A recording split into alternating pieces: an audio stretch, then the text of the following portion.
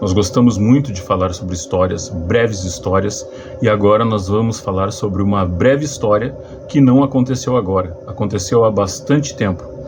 É a história sobre a sociedade asteca. Talvez muitas informações ainda não estejam aqui, por ser um vídeo relativamente curto, mas o essencial para que você compreenda a sociedade asteca vai estar aqui. Se você precisar estudar para uma prova, estudar para um trabalho, estudar para um curso, dê uma olhada nesse vídeo e você sairá daqui sabendo pelo menos um pouco. Para conversas em rodas de amigos, para conversas em festinhas, você vai se tornar uma pessoa mais interessante, uma pessoa mais charmosa. O conteúdo é fascinante, é afrodisíaco. Assim que eu faço, assim que você pode fazer. Você que está aí, você já se perguntou quem foram os maiores imperadores do México Antigo? Aqui a gente vai falar sobre uma sociedade de arquitetura gigante e que praticava sacrifícios intensos e sangrentos, como talvez vocês não tenham visto nem em filmes. Bem-vindos ao mundo dos astecas. Prepara o print, a gente vai desvendar essa sociedade e civilização lendárias. Blém! Mas quem eles foram? Hã? Quem eles foram? Pergunto eu, pois respondo. Quem eram esses caras? Primeiramente, vale lembrar que eles não se autodenominavam astecas. Eles se autodenominavam mexica. Por isso a cidade e o país se chamam México. Astecas foram como nós, homens brancos, ainda que eu seja mais ou menos branco, mais para pardo, né? Nós que denominamos essa sociedade como astecas. Eram inicialmente um povo nômade, que seguindo uma profecia procurava um local onde haveria uma águia devorando uma cobra. E em cima de um cacto, vocês deem uma olhada na bandeira do México, que vocês vão ver que a bandeira do México tem uma águia devorando uma cobra. Esse lugar era pantanoso e no meio de um lago, tá? Esse lugar era bastante difícil de se habitar, mas como a profecia deles dizia isso, eles seguiram a profecia. Em 1325, eles fundaram a cidade Tenochtitlan, que virou a capital deles. Era tipo uma Veneza na América, mas era uma Veneza limpa, de água limpa, de estrutura totalmente diferente da Veneza que a gente conhece. Inclusive como a América é indígena, né? Primitiva, a gente pode usar diversos termos para classificar, costumava ser muito mais limpa do que a Europa na época, né? Era uma sociedade que tinha construído uma cidade incrível, com canais, ilhas artificiais chamadas chinampas, que eram super hortas flutuantes. Essas hortas serviam para abastecer a cidade e seu entorno de forma muito rica, muito variada. Eles eram mestres em engenharia, agricultura e, claro, depois se especializaram também em guerra. Onde e quando viveram? Essa é uma outra pergunta fundamental para compreender uma sociedade, qualquer sociedade. É importante que vocês saibam quem eles foram, onde e quando viveram e por que entraram em declínio, se é que entraram. Onde e quando viveram? Bom, eles dominaram uma região chamada Mesoamérica, que é onde fica hoje o México Central, tá? Tenochtitlan foi erguida onde hoje fica a cidade do México. Era uma cidade realmente esplendorosa e ela, mesmo que tenha sido fundada em 1325, a ascensão do Império Azteca se deu em 1428 e foi bem rápido para qualquer termo histórico, né? Eles conseguiram expandir os seus domínios e dominar povos de seu entorno com muita velocidade. É considerado um império pós-clássico, o último período antes da chegada dos europeus.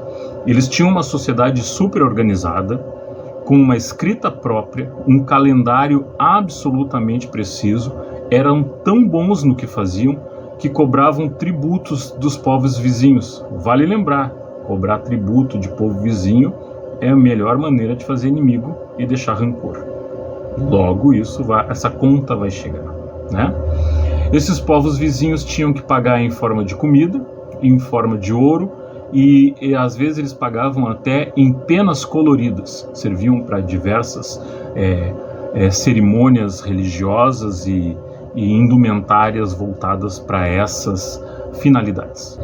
Ainda que a sociedade asteca fosse desenvolvida não só para comparação da América e da América do Norte, mas para comparação do globo todo, era uma sociedade extremamente desenvolvida, especializada em cultura, arte e guerra. Eles sucumbiram no momento que, em 1519, chega uma série de navios vindos de Cuba, liderados por Hernán Cortés. Dá para a gente debater se acabou a sociedade asteca, porque muitas pessoas hoje em dia, na América do Norte e América Central, são herdeiros genéticos e herdeiros culturais dessa sociedade asteca /mexica. Mas com certeza o que a gente pode afirmar é que foi a queda de Tenochtitlan e da liderança de Montezuma II, que era o imperador na época em que Hernán Cortés chegou. Bom, o Hernán ele chegou com 500 espanhóis que, liderados por ele, tinham a intenção, o objetivo de saquear e impor o domínio espanhol à região, especialmente com o Hernán Cortés, América Central e América do Norte, né? O que Hernán faz não é só liderar os 500 espanhóis. No tópico anterior, a gente viu que os astecas cobravam impostos de outras tribos e sociedades de seu entorno e que haviam sido conquistadas pelos astecas. Pois bem, essas sociedades não esqueceram essa ofensa, essa afronta, e juntaram forças com Hernán Cortés para derrubar os astecas. Do ponto de vista asteca, ele não tinha uma razão legítima para estar naquele local. A sua intenção e o único objetivo era de exploração e saque. Quando ele chegou, ele usou genialidade militar e diplomacia para alcançar os seus objetivos. Uma das tribos com a qual ele se aliançou e que viram uma oportunidade nos espanhóis de se livrarem das forças e da opressão asteca foram os Tlaxcaltecas. Eles eram inimigos de longa data dos astecas e tiveram um senso de oportunidade nesse momento com Hernán Cortés.